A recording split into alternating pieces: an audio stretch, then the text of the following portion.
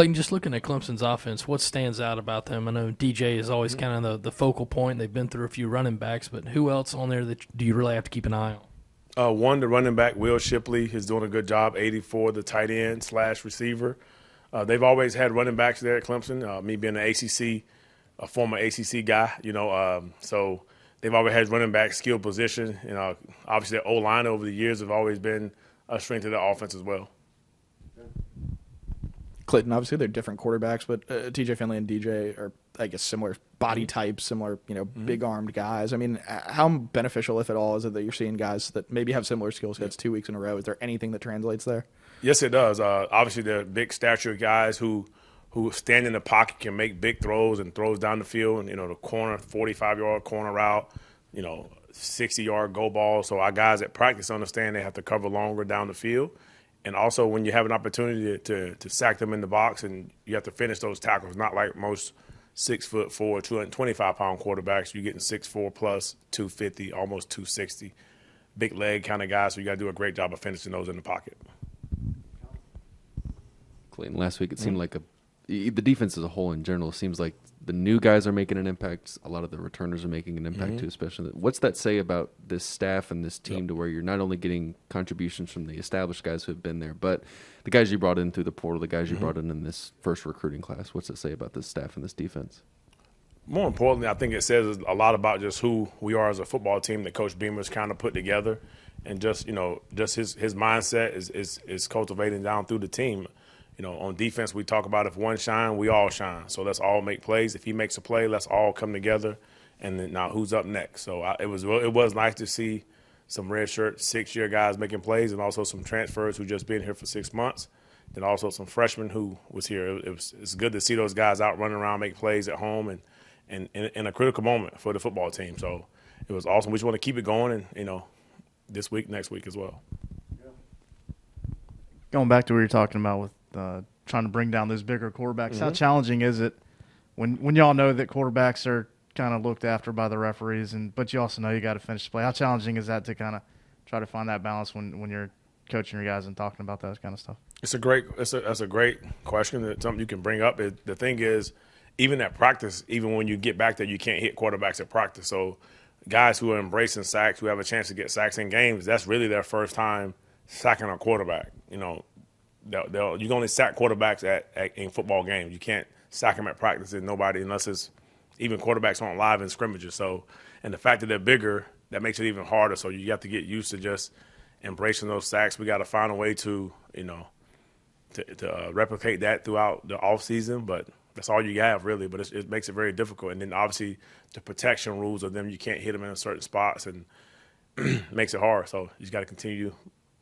We chose to play defense. Defensive guys could have played offense throughout your life, but when you come on the defensive side, you choose to be on the defense. So we got to understand what goes with it.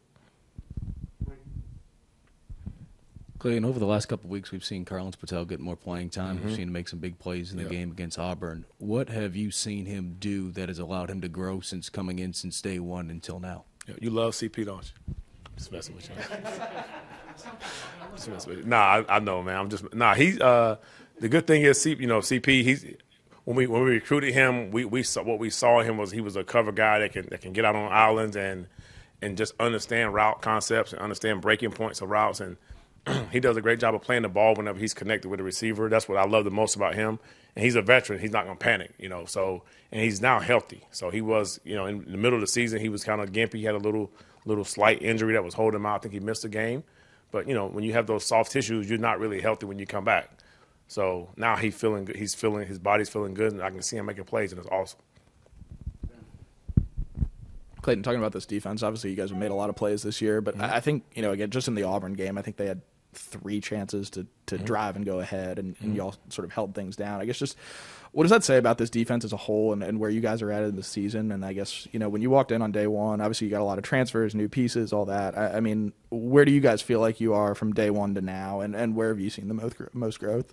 Yeah, I mean, we've taken some steps. I feel like some guys, even from coaching staff, we've taken steps. We've grown closer together as a group. And we want to just continue to strive in the end of the games. Coach Beamer always talked about this is the SEC. This is big boy football. And it's going to come down to the second half of the fourth quarter. So obviously, we want to continue to strive in those moments. Our guys want to play football. Those were big time stops they had to give our offense back the chance, give our offense back the ball to milk more clock. It was a team effort. Our guys understand the game and how you win games in the SEC. I think that's something we talk about every single Tuesday as a unit, as a football team, and our guys understand it. And they was screaming that on the sideline. Let's go back out. Let's go finish it. And it was awesome.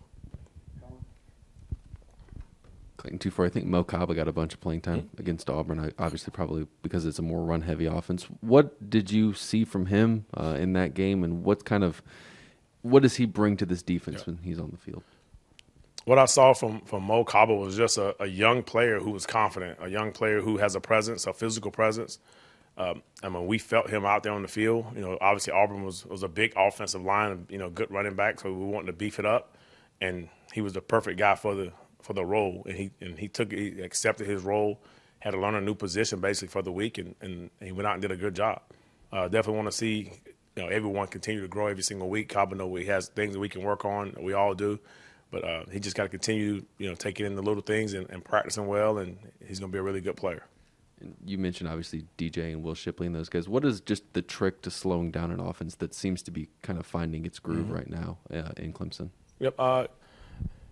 The trick to slow offenses down is to do your job and understand, play team defense, do a great job of communicating, being where we're supposed to be at. When the play comes your way, make it. We got to tackle. We got to leverage. They do a good job of running, spit the ball outside. So we got to be great with our our alignments, our leverages, and understand that. They've been together for a long time, that system. So we got to be sharp on our adjustments. What would you say to folks who vote on like all SEC teams and stuff like that? If you're making the case for Jalen Foster, what's sort of your pitch to someone who's considering a vote for him? The thing about Jalen, my pitch for him will be, his production has spoken for itself. He comes up, that fourth down stop or the red zone stop that we had the other night. Tank Bisbee pops one right up the middle. He knocks the guy down on the 6-yard line, and they get no points.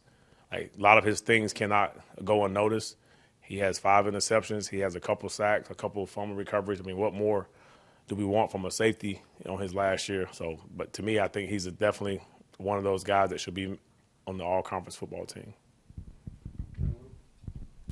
Wanted to ask just about development of a couple of freshmen, specifically Bam Scott and TJ Sanders. Both of them, I guess, have gotten a little run early in the season. What have you seen from their growth just going through a redshirt year? Yeah, redshirt years are very important for a guy who needs it. A lot of players do need it, but for a guy like TJ and a guy like Bam and Kobe Fields, those guys are the kind of players that's going to be really good players here in the years to come.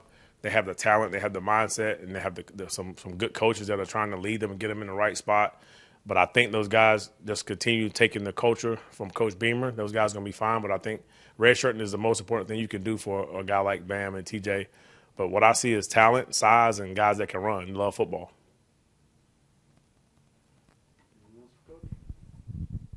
Appreciate it. Thank you, guys. Have a good one.